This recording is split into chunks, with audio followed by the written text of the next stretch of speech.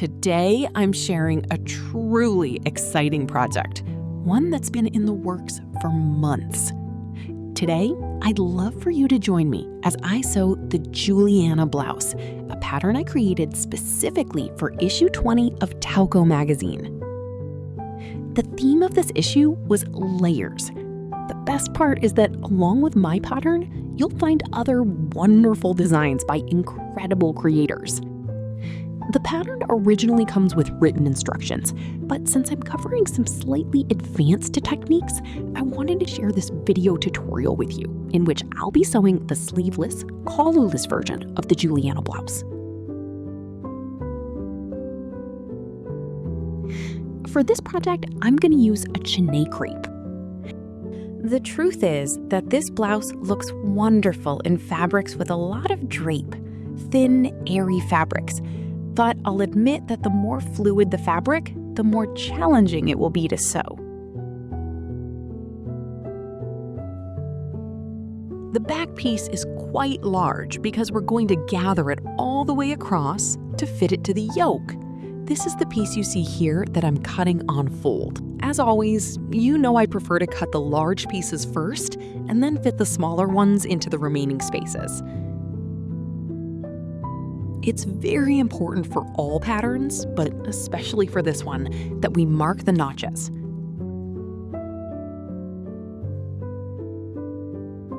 On the front piece, there's a dart that we should mark on the wrong side of the fabric.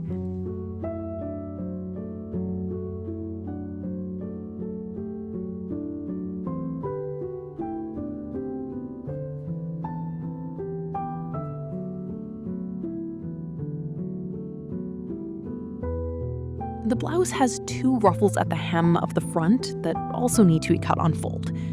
They're two similar ruffles, except one will be shorter than the other.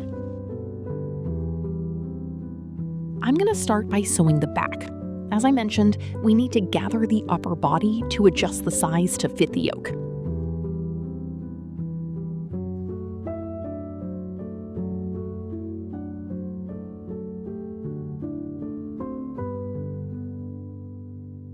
Gathering crepe or satin can always be a little more complicated than fabrics like poplin and others because of the fabric's drape.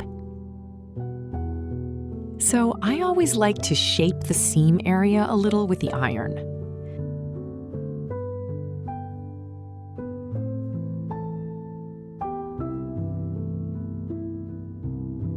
To sew the yoke, place the back piece and one of the yoke pieces right sides together. We'll pin them together.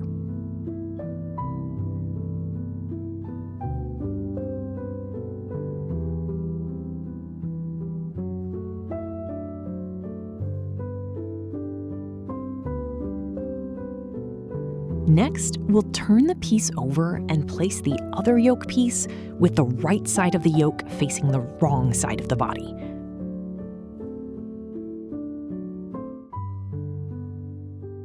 This way, when we sew it, the bodice will be sandwiched between the two yoke pieces.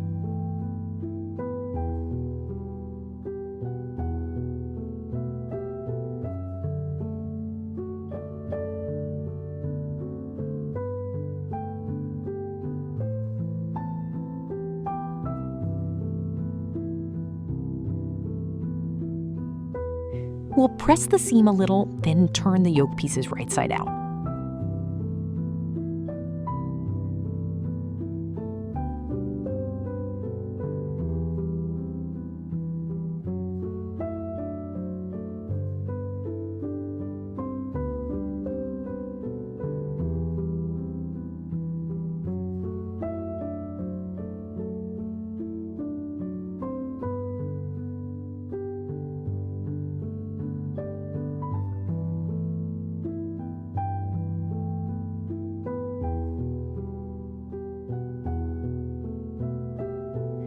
Check that the gathers have a nice drape and are evenly distributed.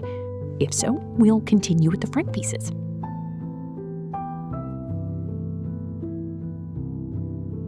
The front of the blouse consists of 2 body pieces and 2 ruffles. Let's start with the body. First, we need to make a hem at the center front. careful with this type of fabric because they are quite slippery. If your fabric irons well, you don't need to insert interfacing at the center front, but if it doesn't respond well to the iron, placing a small square of interfacing where the fold is made can help it hold its shape better.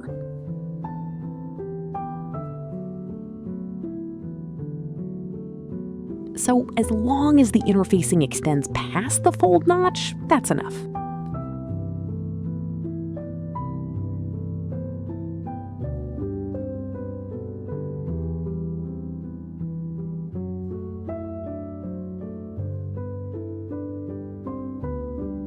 I'm going to sew a stitching 1 centimeter from the seam allowance at the center front, as this will serve as a guide for folding the fabric now.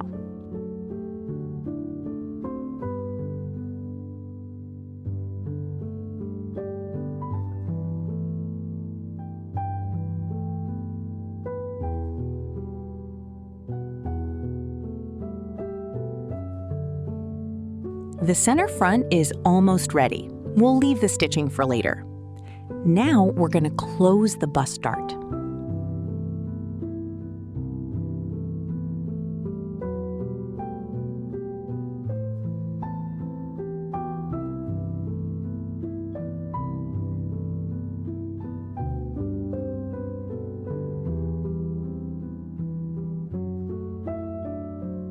With the help of a sewing ham, you can press the dart downwards.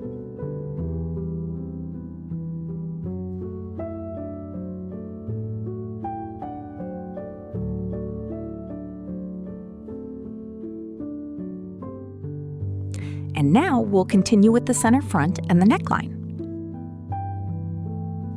At the center front hem, fold it right sides together and stitch along the seam allowance at the neckline. Trim the corner of the fabric, turn it right side out, and press it.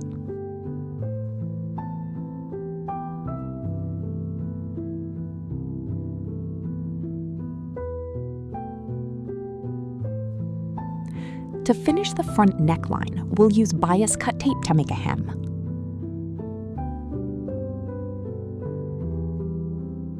Turn the center front hem over again, and on the right side of the fabric, we'll sew the bias tape.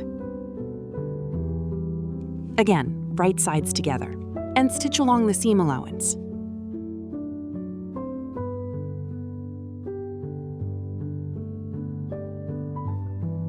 In the video description box, I'll post a specific tutorial on how to make this type of bias tape hem, in case you need more detailed information.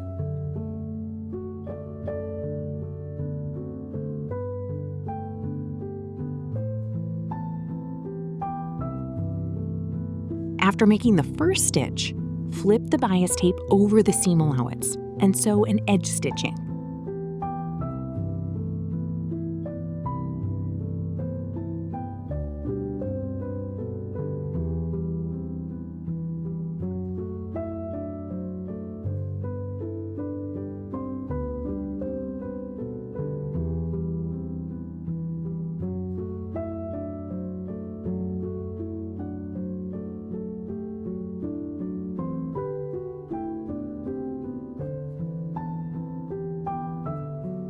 Then, flip the bias tape toward the inside of the garment and press it.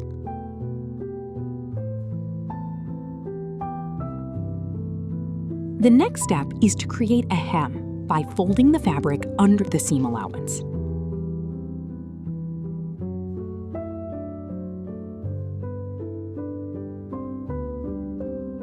At this point, we'll take the chance to sew the center front hem. And once we reach the neckline, we'll continue in a single stroke.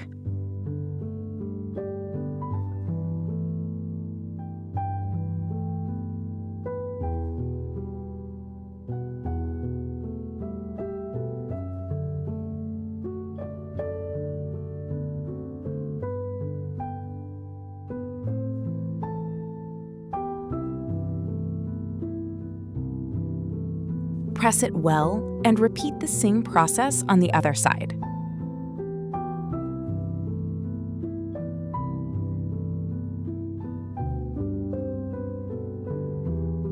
To make it easier to sew these two pieces to the ruffle, we'll join them at the hem with a simple running stitch.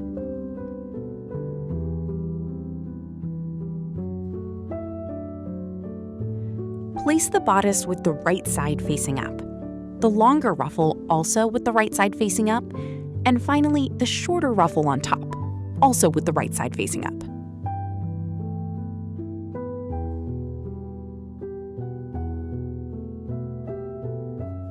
What we're going to do is slip the hand between the two ruffles and grab the 3 pieces of fabric. This way they'll be positioned correctly for stitching. Pin everything in place.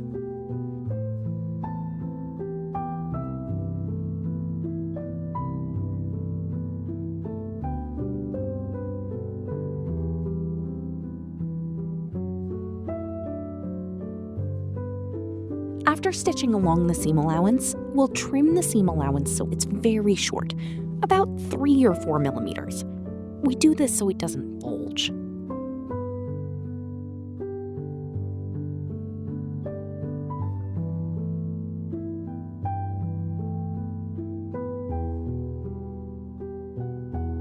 And after trimming the excess fabric, simply sew a zigzag stitch with very short stitches so it's very dense.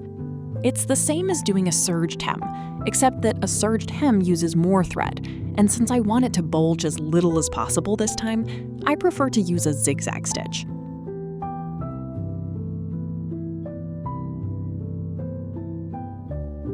Press the ruffles so they fall downward.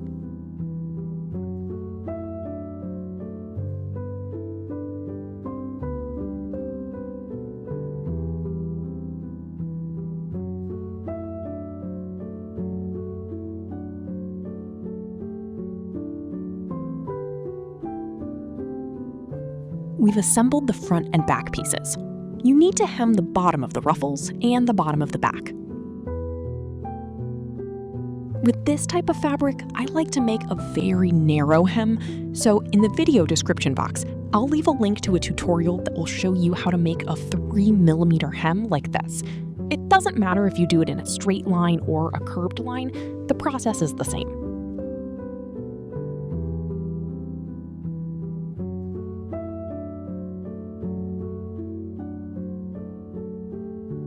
We need to join the front and back along the shoulder seam.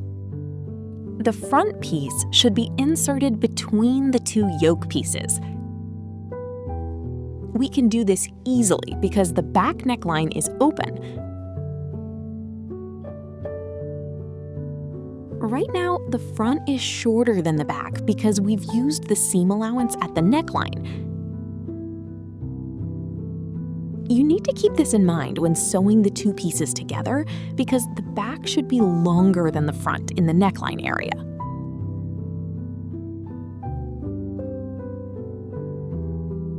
Pin the pieces together just as I'm doing in the video.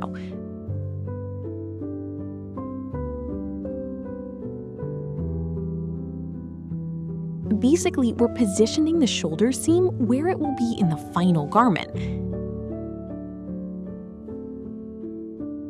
And since the back neckline is open, we'll stretch the fabric there to position it correctly and sew.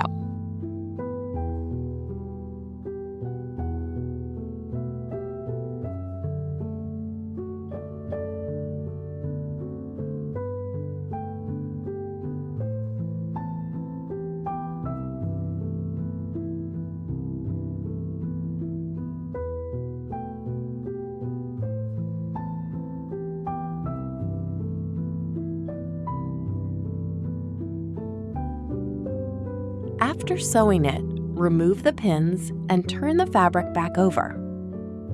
Repeat the same process on the other side.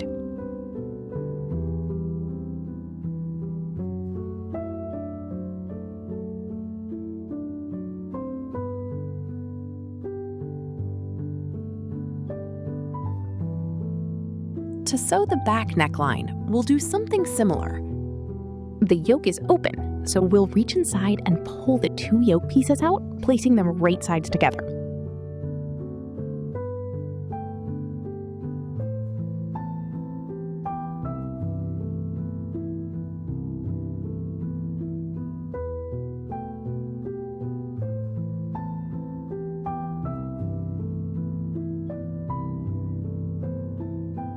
run a stitch, being careful not to sew over the fabric inside.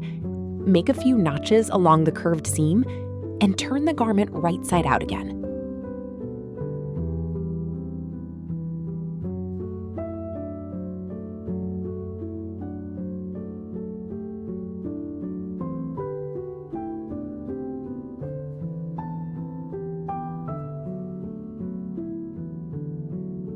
Finally, carefully press the entire curved neckline seam.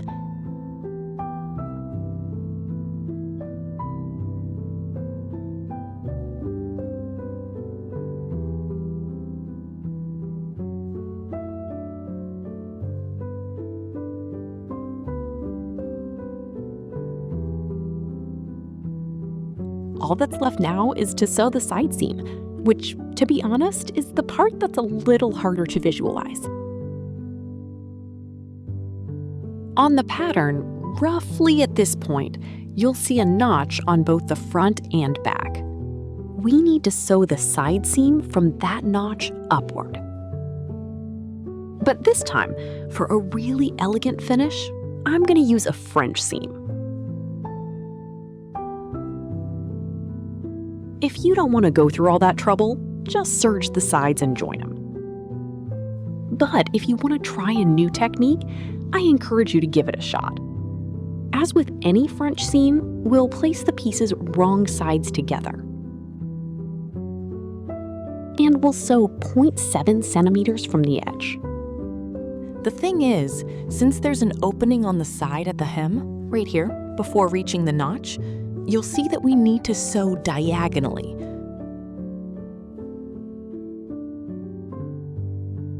Again, I'll include an additional tutorial in the description box explaining this type of technique in case you'd like to see it more clearly through photos.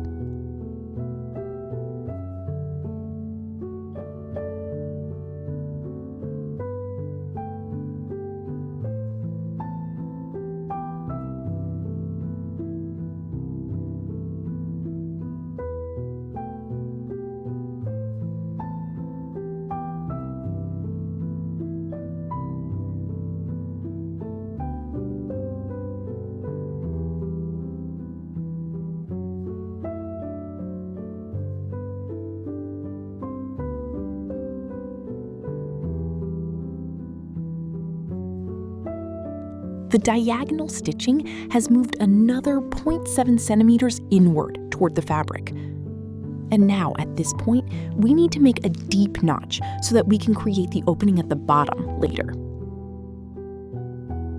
As for the French seam, we'll trim the seam allowance, just as we normally do, and turn the garment right side out.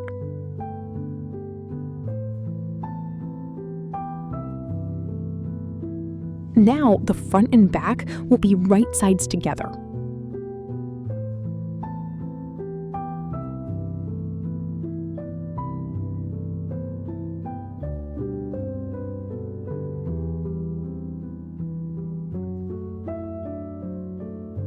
The bottom of the seam will have this diagonal shape. We need to stitch from the corner all the way to the top. This is the second stitch of the French seam, and it will have this finish.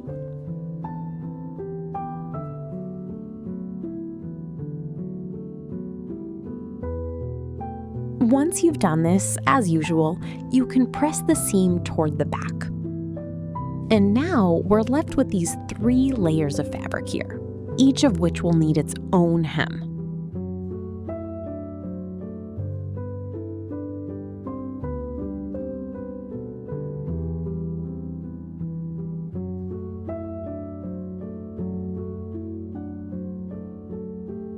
To finish the top edge of each piece, we'll fold the fabric diagonally to the wrong side. Then we'll hem them as usual, turning them twice.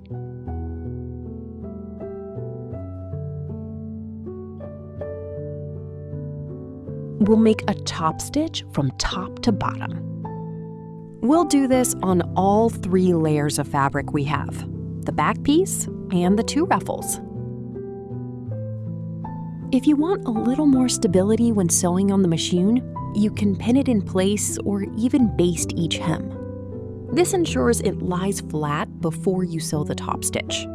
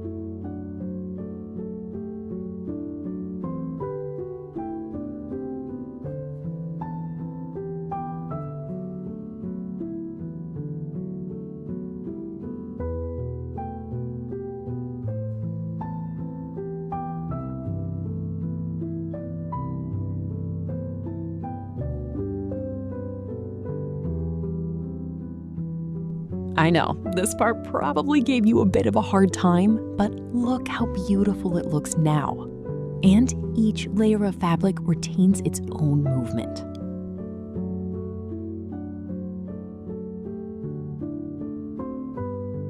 To finish the armholes, we'll use bias tape.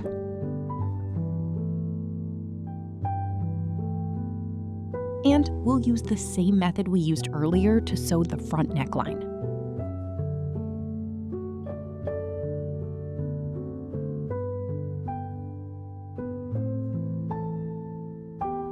Finally, the center front can be fastened with buttons and loops. There are different markings on the pattern, and depending on whether you want to wear something under the blouse or not, you can add more or fewer buttons. In this case, I've only added one at the top and another roughly in the middle. We've put in a lot of work so far, but finally, the sleeveless version of the blouse is finished.